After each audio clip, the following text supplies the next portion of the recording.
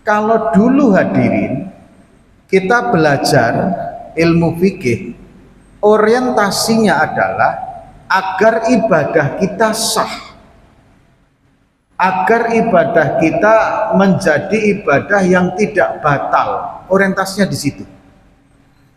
Tapi kalau sekarang belajar ilmu fikih naik levelnya, tidak cuman setakat sah dan tidaknya, tapi naik levelnya adalah sebanyak mungkin nilai sunnah kita amalkan di dalam masalah amaliyah fikih. Jadi tidak cuman sekedar sah, tapi kita acuannya adalah menuju sempurnanya amal ibadah itu kita kerjakan.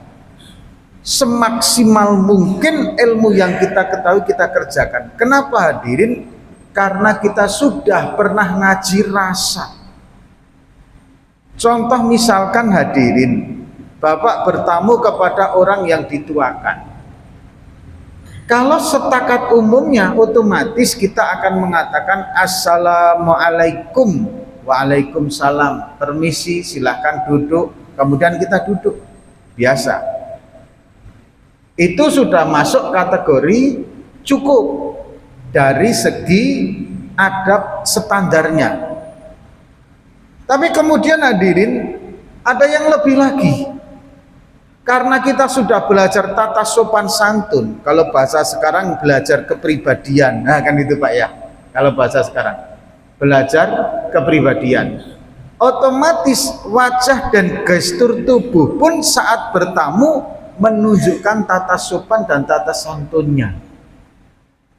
Ini perbedaan orang yang setakat hanya standar saja bertamu dengan orang yang sudah mengenal rasa dalam sopan santunnya.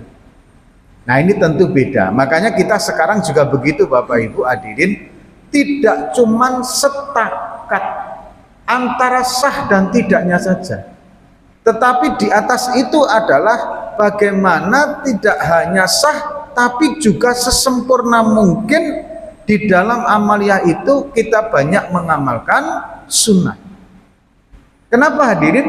Karena nanti hadirin amal ibadah, perilaku, perkataan yang tinggi di hadapan Allah Subhanahu wa taala itu apabila ada unsur sunnah nabinya, Pak. Kalau ada unsur sunnah nabinya, insya Allah. Kenapa? Karena di situ ada satu motivasi menghidupkan sunnah Rasul. Padahal Rasulullah bersabda, man ahya sunnati faqad ahabbani, wa man ahabbani kana ma'i fil jannah. Barang siapa yang menghidupkan sunnahku, berarti dia cinta kepadaku. Barang siapa yang cinta kepadaku, dia bersamaku di surganya Allah Subhanahu wa taala. Ini motivasi kita untuk menghidupkan sunnah Rasul. Nah hadirin, tapi beda lagi Pak. Walaupun sama-sama ingin menghidupkan sunnah, yang kita tekankan adalah amaliyah.